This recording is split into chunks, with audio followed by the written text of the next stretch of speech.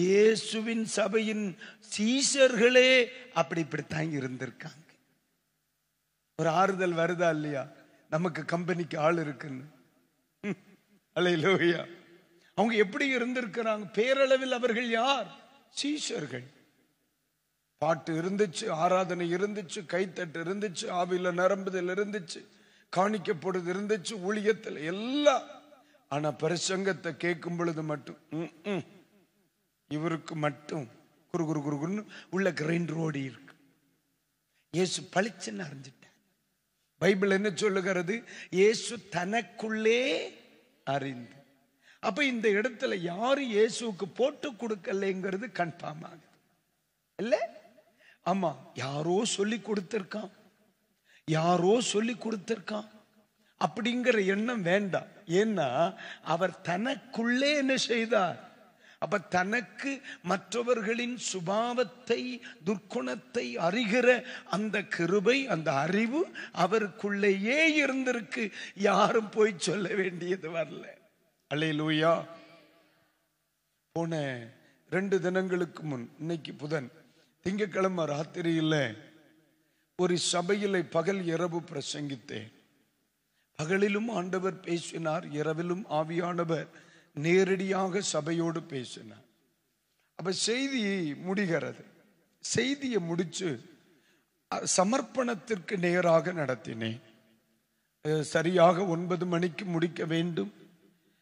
தொடர் ஜபமானதுனால் அப்போ நேரம் பொழுது போயிற்று. ஒரு 5 நிமிடங்கள் தான் இனி இருக்கு.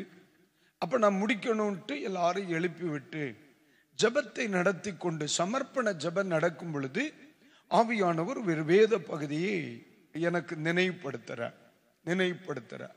ஏற்கனவே ரொம்ப டீப்பா பரிசுத்த ஆவியானவர் பேசுகிறத நான் உணர்றேன். ஆனா எடுத்து பார்த்தா ஒரு 4 வசனங்கள் படிக்கணும். மணியை பார்த்தேன் 9 ஆயிருச்சு. இனி அது சாத்தியப்படாதே சொல்லி இதை அப்படியே வச்சுட்டு, ஆண்டவரே நான் நம்ம சில நேரத்தில் வேண்டாத்தனம் பண்றது இப்படித்தான். கையச்சிட்டு, ஏசப்பா இந்த தவறுகள் இருக்குமானால் மன்னித்து தேவன் சபைக்கு இறங்கும்னு நான் ஜெபம் பண்ணிட்டு மூடிட்டேன். ஆவியானவர் பேச சொல்றார். ஆவியானவர் என்ன செய்யறார்? பேச சொல்றார். ஆனா நான் மணியை பார்க்கிறேன், தோத்திரம் டைம் ஆயிருச்சு, இனி ஒரு பிரசங்கம் எடுக்க முடியாது. ஆமென். உடனே மூடிட்டு என்ன செய்து, ஒரு பாட்டை பாடி இப்படி ஆராதனைக்கு விட்டுட்டு பாஸ்டர் கையில கொடுத்துட்டு முடிஞ்சு போச்சு. நம்ம டைம் முடிஞ்சு நான் ஒரு நாள் தான் அழைக்கப்பட்டிருக்கிறேன். நான் கீழே உட்கார்ந்து பைபிளை என்ன செய்து மூடி கண்ணாடி எல்லாம் வச்சு என்னுடைய சூட்கேஸை ரெடி பண்ணியாச்சு. ஜோமணி இனி என்ன செய்யணும்? நம்ம ஏதாவது தந்தா சாப்பிடணும், கிளம்ப வேண்டியதுதான். ஆனா ஆவியானவர் அந்த வேத பகுதியை என்னை விட்டு வெளியே வரவே இல்லை. முடியாச்சு, அவர் கையில கொடுத்தாச்சு. அவர் தோத்திரம் அப்படியே அந்த ஆராதனையை நடத்தி முடிவுக்கு வருகிறார். அவர் கையில கொடுத்தாச்சு. டக்குன்னு ஆவியானவர் சொல்ற, நீ இதை இந்த பலிபீடத்தை விட்டு இந்த வசனத்தை சொல்லாம இறங்கப்படாதுன்ட்ட.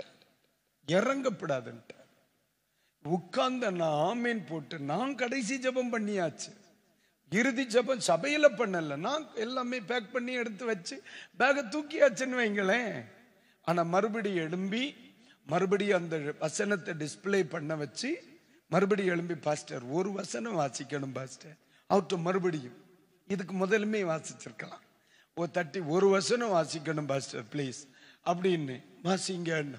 உடனே மைக்க வாங்கி அந்த வசனத்தை மறுபடியும் அப்படி 1 2 3 4 வசனங்களை வாசிக்கிறேன். பாஸ்டர் நின்னு பதறார். அவருடைய கண்ணுல கண்ணீர் வருது.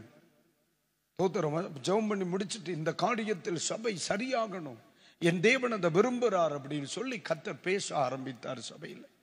அவ்வளவுதான், கூட்டம் முடிஞ்சு என் பகுதியை முடிச்சு ஒரு 15 நிமிஷம் கூட 10 நிமிஷத்துக்கு மேல எடுத்திருப்பேன். எடுத்துட்டு மறுபடியும் கீழே உட்கார்ந்தே. உடனே அவர் மைக் எடுத்து சொல்லுதார், நான் பாஸ்டர்ட்ட எதுவுமே சொல்லி கொடுக்கல, இது ஆவியானவர் சொன்னார். நான் 1 மாசமா இதுக்குத்தான் ஜெபம் பண்ணிட்டு இருக்கிறேன். 1 மாசமா ஜெபம் பண்ணதான் அன்னைக்கு காலையில இருந்து கர்த்தர் பேசுறார்.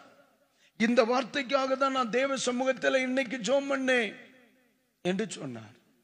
அப்ப நீங்க நல்லா கவனிங்க, தேவனுடைய அறிவை பாருங்க. அல்லேலூயா.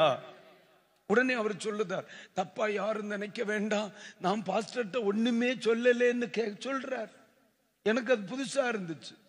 அப்ப நான் வெளியே வந்து சொன்னேன், என்கிட்ட மட்டும் நீ ஏதாவது போன்ல சொல்லி இருந்தா உங்க பாஸ்டர் இதை சொல்ல சொன்னார்னு சொல்லி இருப்பேன்.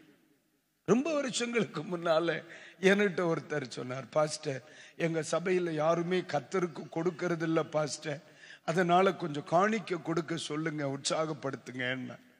நானும் சரின்னு கூட்டத்தின் முடிவில் ஸ்தோத்திரம், ஒரு சின்ன ரிக்வெஸ்ட்பா, உங்க பாஸ்டர் நேற்றுக்கு வந்து இப்படி சொன்னாரு, தோத்தர் நீங்க யாருமே காணிக்க ஒழுங்கா கொடுக்கறது இல்லையா, அதனால இனி அவர் யாரிடத்தில் இப்படி சொல்ல நீங்க வைக்காதீங்க, தயவு செய்து. அவர் மண்டையில கை வச்சிட்டார்.